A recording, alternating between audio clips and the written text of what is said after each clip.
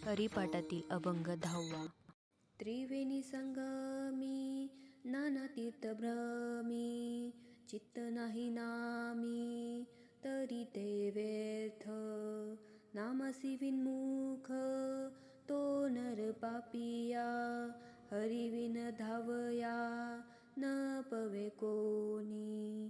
पुराण प्रसिद्ध बोलले वाल्मिक, नामे तिनी लोक उद्धारती. ज्ञानदेव म्हणे नाम जप हरीचे, परंपरा त्याचे कुळ शुद्ध.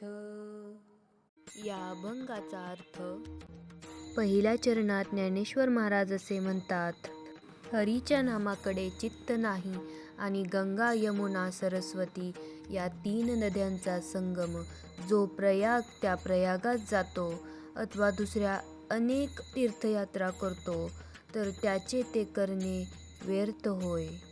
दुसऱ्या चरणात ज्ञानेश्वर महाराज असे म्हणतात, जो हरीच्या नामाविषयी विन्मुख आहे, म्हणजे ते नाम कधीही घेत नाही, तो मनुष्य पापी होय. त्याला पापातून सोडविण्यास हरी वाचून दुसरा कोणी धाव घेणार आहे.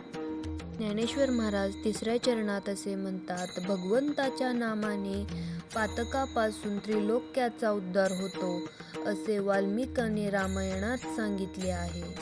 ज्ञानेश्वर महाराज शेवटच्या चरणात असे म्हणतात, हरीच्या नामाचे जो भजन करतो त्याचा सर्व वंशाचा उद्धार होतो.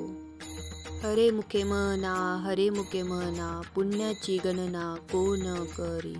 रामकृष्ण हरी.